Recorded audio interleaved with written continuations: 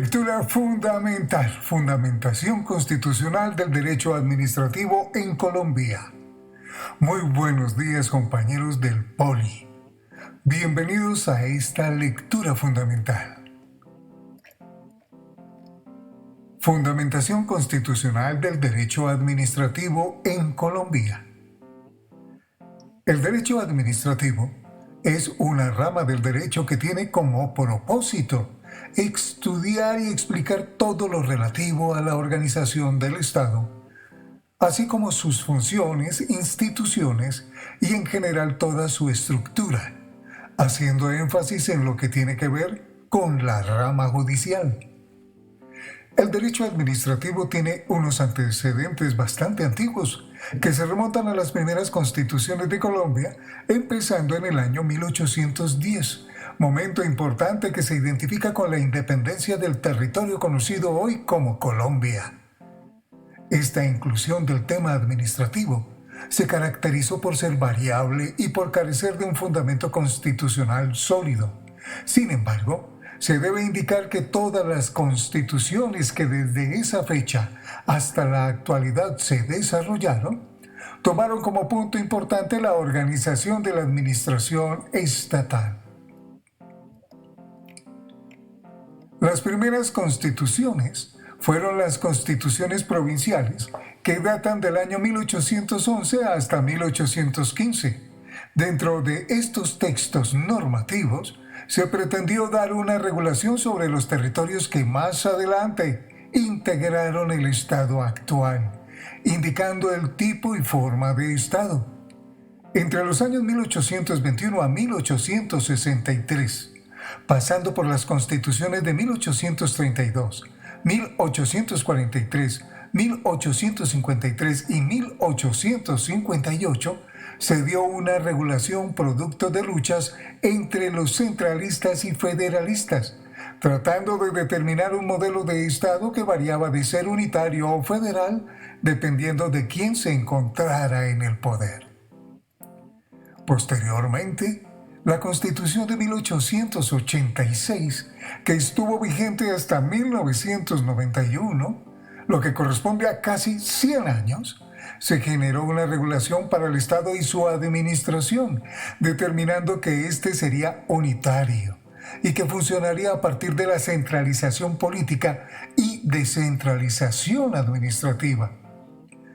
De esta manera se dio paso a la Constitución de 1991, la cual generó estabilidad a la forma de administración estatal y retomó elementos que ya con anterioridad se habían descrito como Estado unitario, descentralización administrativa y centralización política. Teniendo en cuenta este contexto, aunque el derecho administrativo no se conocía como una disciplina particular en el siglo XIX, sí se ingresaron regulaciones con respecto a la organización y funcionamiento de la administración pública. Se resalta que para el año 1817 se instauró por parte de Bolívar una figura jurídica de alta importancia que fungía como asesora de la administración. Dicha figura es el Consejo de Estado, basada en la del Consejo de Estado que estableció Napoleón en el año 1799. Luego, con la Constitución Política de 1886, se regularon elementos sobre la organización y funcionamiento del Estado, los cuales recayeron sobre la tridivisión del poder que origina las ramas del poder público, así como el conjunto de derechos que debían guiar las articulaciones y relaciones dadas entre la administración y los administrados, adicionando de forma relevante lo concerniente a Hacienda Pública, lo que hizo que se fortaleciera el concepto de derecho administrativo desde las enunciaciones constitucionales. En la Constitución de 1991, se señaló de forma determinante la regulación de la administración, sin dejar de lado elementos que con anterioridad ya se habían venido desarrollando. aunado a la integración de forma novedosa del concepto de Estado social de derecho, el cual da primacía a las condiciones en las que se debe desarrollar un ser humano, guiando de esta forma las actuaciones de toda la administración. Así entonces, el derecho administrativo siempre se ha considerado como una consecuencia del derecho constitucional, toda vez que desde la Constitución política se han determinado los lineamientos que dirigen la administración del Estado.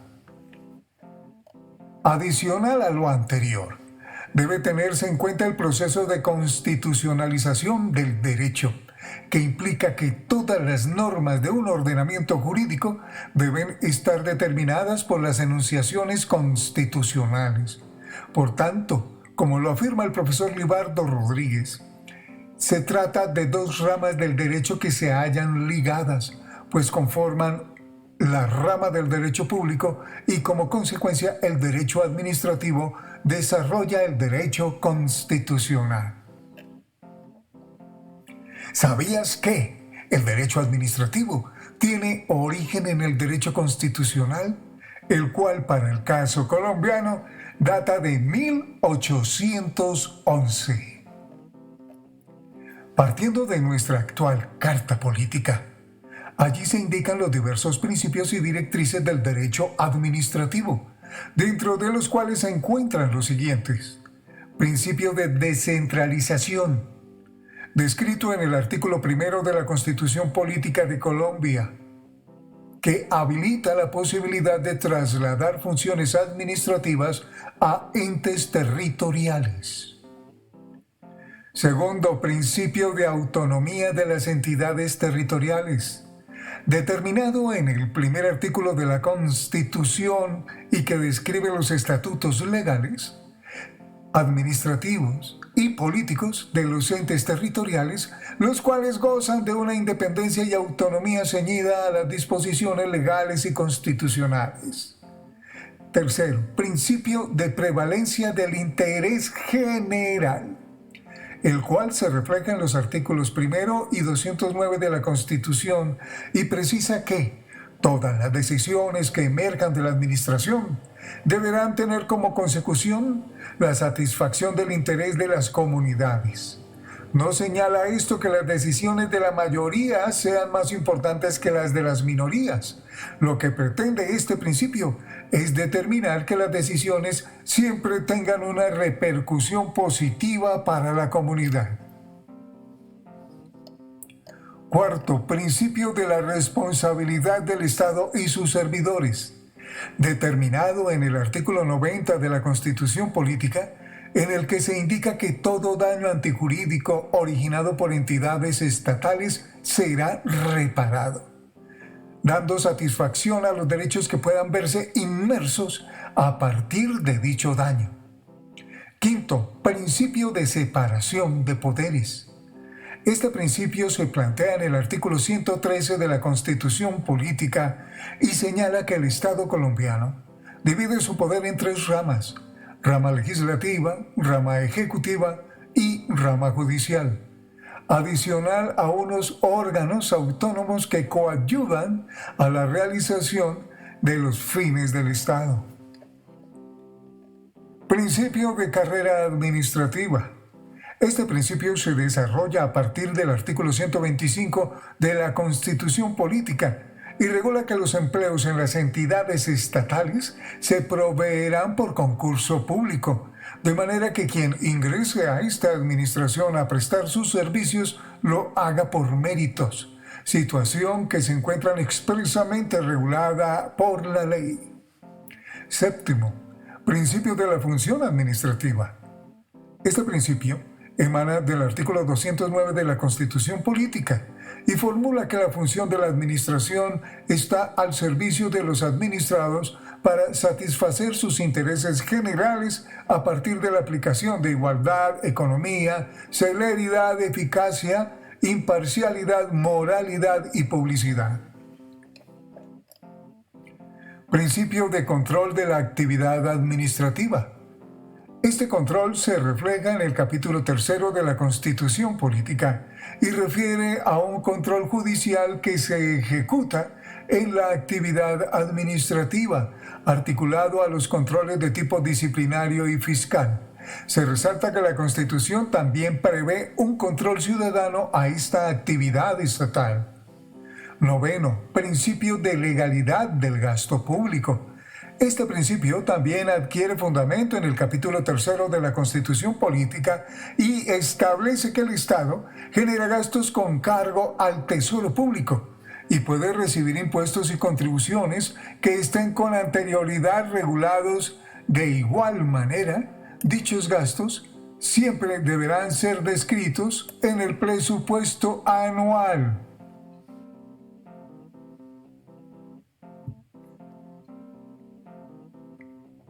Que estén con anterioridad regulados, ojo a eso. Dichos gastos siempre deberán ser descritos en el presupuesto anual. Ojo a eso. Otro de los temas que fundamenta la actividad y administración del Estado es el catálogo de derechos que se incluyó en la Constitución de 1991. Este conjunto de garantías y libertades define unos límites al poder estatal, pues genera la protección de derechos fundamentales, derechos económicos, derechos sociales y derechos colectivos y del medio ambiente, categorías que gozan de mecanismos de protección efectivos y eficientes como son la acción de tutela, el habeas corpus, el habeas data, la acción de cumplimiento, las acciones populares y las acciones de grupo.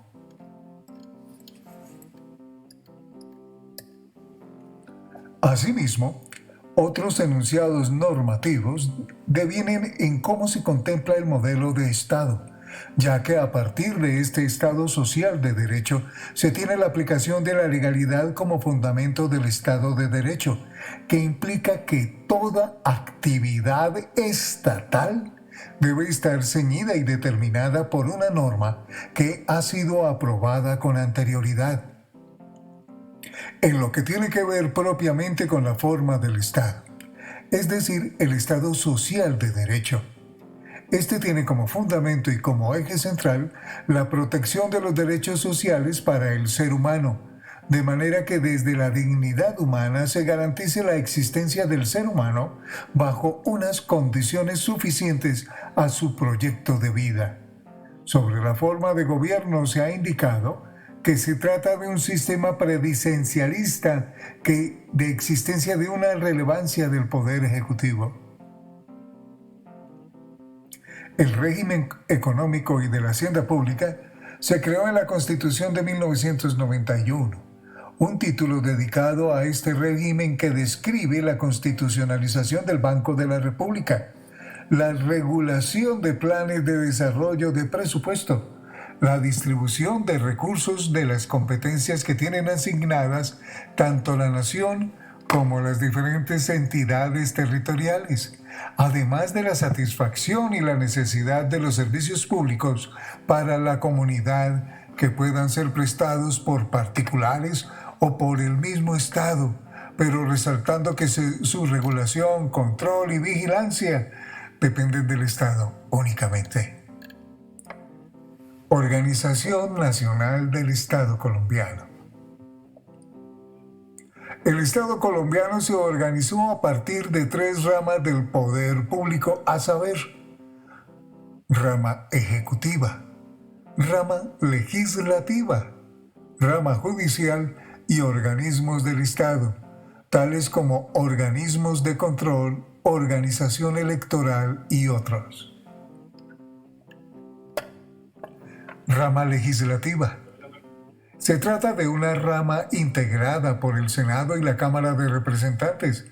Su función principal consiste en el desarrollo de las normas jurídicas, además de la reforma a la Constitución y el control del gobierno.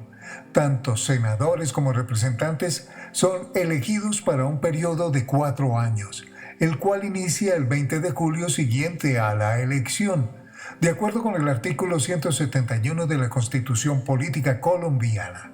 El Senado debe estar integrado por 100 miembros elegidos en la circunscripción nacional, es decir, en el ámbito nacional, y 2 senadores que se eligen por las comunidades indígenas.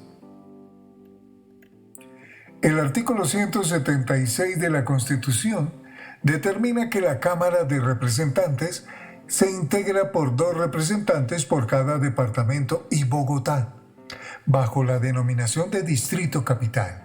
Cuenta con 1 adicional por cada 250.000 habitantes. También se consagra la posibilidad de que se determinen circunscripciones para grupos étnicos, minorías políticas o residentes en el exterior. El Congreso en pleno deberá unirse ordinariamente durante 2 periodos por año. A esto se le denomina legislatura. El primer periodo de estas sesiones debe iniciar el 20 de julio y darse por terminado el 16 de diciembre. Como consecuencia, el segundo periodo inicia el 16 de marzo y concluye el 20 de julio. Como lo determina el artículo 141 de la Constitución Política, el Congreso se reúne para instalación y clausura de las sesiones, para dar posesión al presidente de la República, con el propósito de recibir jefes de Estado o de gobiernos extranjeros, para elegir al Contralor General de la República o al vicepresidente cuando se requiera reemplazar al ya elegido, así como también para decidir sobre la moción de censura a los ministros. Tanto Senado y Cámara de Representantes tienen en su interior unas comisiones permanentes que permiten que se tramiten proyectos. Estas comisiones pueden sesionar y deliberar con la cuarta parte o más de sus integrantes y las decisiones se adoptan con la asistencia de la mayoría de sus miembros. Las comisiones constitucionales permanentes, según la Ley 3 de 1992, son: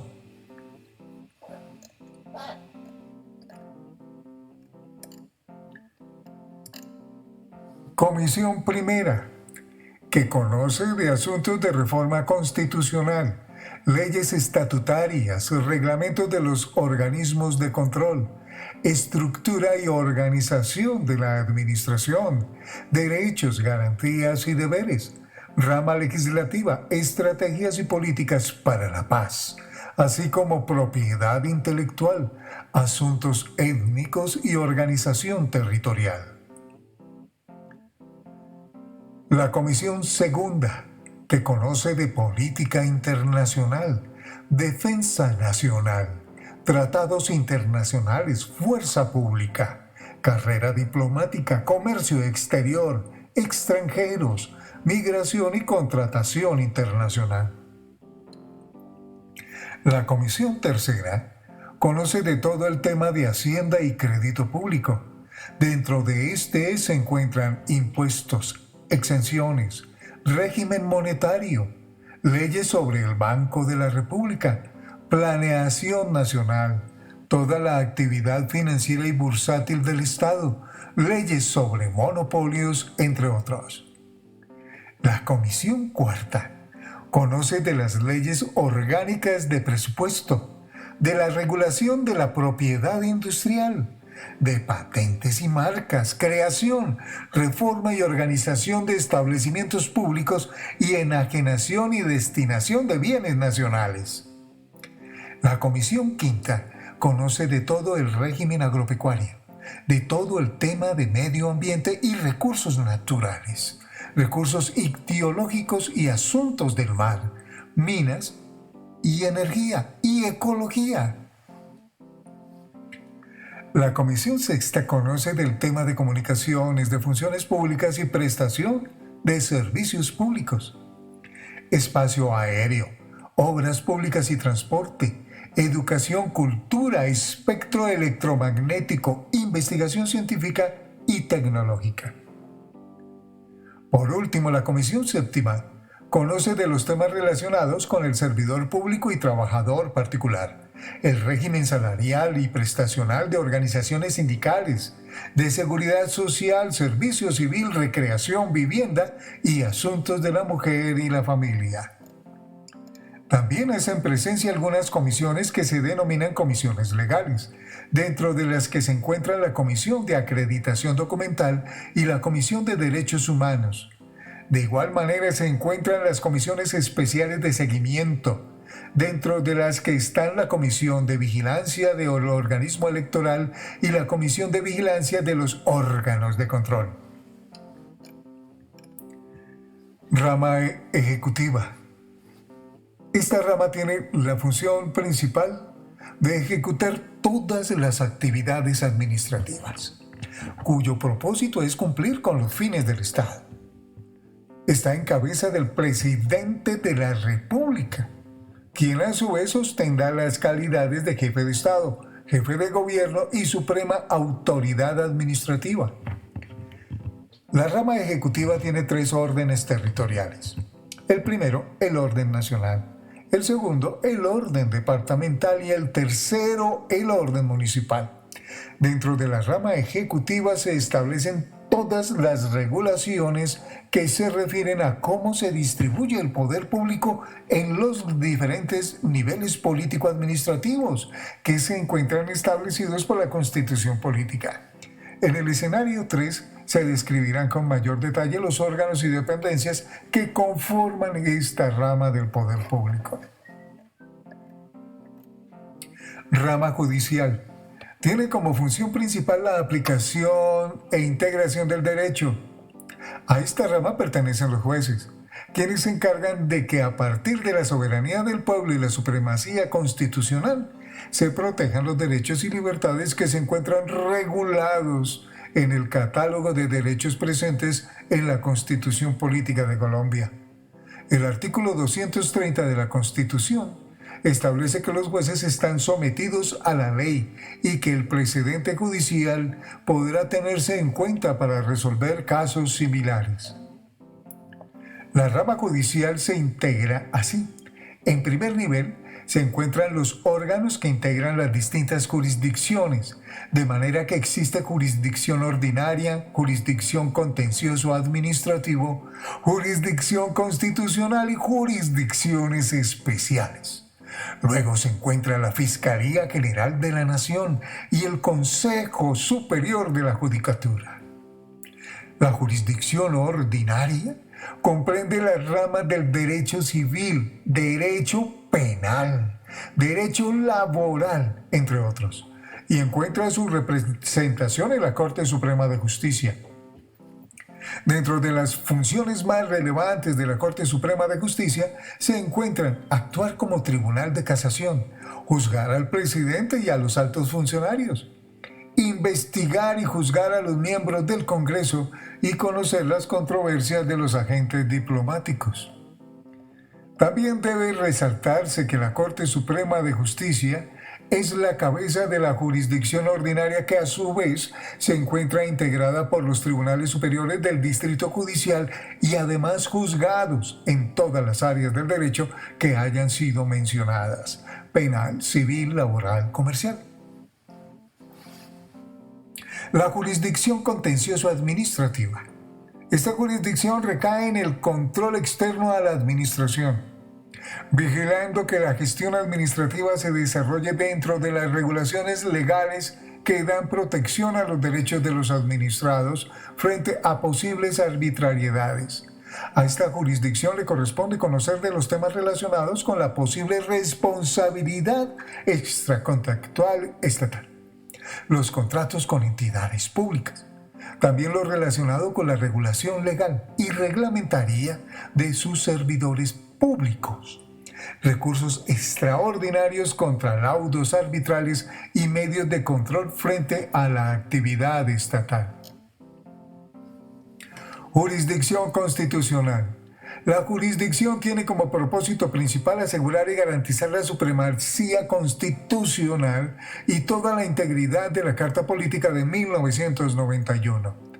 La jurisdicción se encuentra en cabeza de la Corte Constitucional, quien se encarga de decidir sobre las demandas de inconstitucionalidad, sobre las medidas que interponen los ciudadanos, sobre la constitucionalidad de la convocatoria a un referendo, sobre la constitucionalidad para reformar la Constitución, sobre la constitucionalidad de los referendos, sobre leyes y consultas populares como plebiscitos de orden nacional, sobre demandas de inconstitucional contra leyes, sobre la constitucionalidad de los decretos legislativos que dicta el gobierno, sobre los proyectos de ley que han sido objetados por el gobierno como inconstitucionales, sobre la revisión de las decisiones judiciales relacionadas con la acción de tutela y también sobre la exequibilidad de tratados internacionales.